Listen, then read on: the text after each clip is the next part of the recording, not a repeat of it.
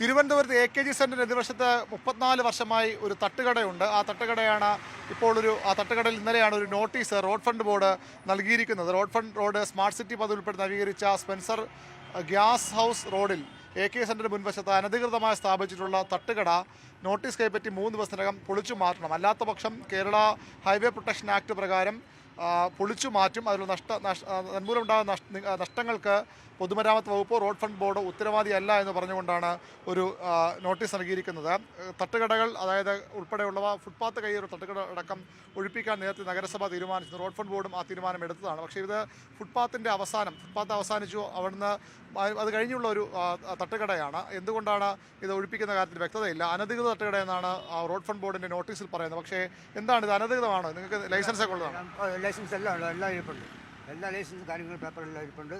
34 വർഷമായി അന്നൊക്കെ ഒരു പ്രശ്നമില്ല. 34 വർഷമായിട്ട് ഈ സ്ഥലത്ത് തന്നെ നടത്തുകയായിരുന്നു. ഈ ഒരു സ്ഥലത്ത് മാറിയിട്ടില്ല. ഇവർ പറയുന്നത് അനധികൃതം. ഇത് നഗരസഭയുടെ നഗരസഭാ തെരുവ് കച്ചവട സമിതി നൽകുന്ന താൽക്കാലിക സർട്ടിഫിക്കറ്റ് ആണല്ലേ? ഇത് പക്ഷേ 2025 വരെ ഉള്ളൂ. ഞാൻ പുതുക്കാൻ പോയപ്പോഴത്തേക്ക് പറഞ്ഞു ഇപ്പം പുതുക്കുന്നില്ല, അപേക്ഷ കൊടുക്കാൻ പറഞ്ഞു. എന്നിട്ട് ഒന്നും കൂടെ അവർ വന്ന് അളന്നിട്ട് പൈസ അടച്ചാൽ മതി എന്ന് പറഞ്ഞു. അങ്ങനെയാണ് എന്നെ പറഞ്ഞത്. അത് 2025 പറഞ്ഞു. പിന്നീട് അവരാരും വന്നിട്ടില്ല. ഇല്ല, ആരും വന്നിട്ടില്ല. ഇതെന്താണ് ഈ എത്ര രൂപ കൊടുത്തെടുത്ത ലൈസൻസ് ആണ്? 9,000 രൂപ കൊടുത്തത്. എന്നെടുത്തത് ഈ ഡേറ്റ് തന്നെ. അന്ന് 9,000 രൂപ അടയ്ക്കുകയും ചെയ്തു. അതിൻ്റെ കോപ്പിയൊക്കെ എൻ്റെ ഇരിപ്പുണ്ട്. ഈ 2025 തന്നെ ഇത് ഒരു വർഷത്തേക്കാണ്. എത്രയാണ്? ഒരു വർഷത്തേക്ക് 9,000 ഇവിടെ ഉണ്ട്. 9,000 രൂപ വഴിയോര കച്ചവടം 9,000 രൂപ വാർഷിക വെൻഡിങ് ഫീസ് നിരക്കിൽ എടുത്ത സർട്ടിഫിക്കറ്റാണ്. തിരുവനന്തപുരം നഗര തെരുവ് കച്ചവട സമിതി നൽകുന്ന സർട്ടിഫിക്കറ്റ് എന്നൊക്കെ വ്യക്തമായി തന്നെ ഇത് പറയുന്നുണ്ട്.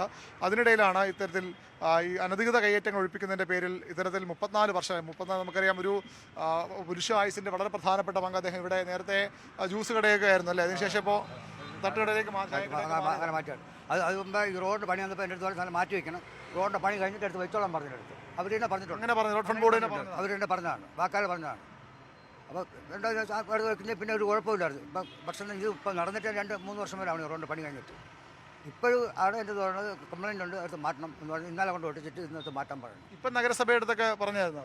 ഞാൻ നഗരസഭയുടെ അടുത്തൊക്കെ കുറച്ച് ആൾക്കാരത്തൊക്കെ സംസാരിച്ചു നോക്കി. അപ്പോൾ അത് നമുക്ക് നമ്മളെ ഇതിലല്ല പറഞ്ഞത്, അത് ഈ റോഡ് ഫണ്ട് കാരണം അവർ പെട്ടോളം പറഞ്ഞു.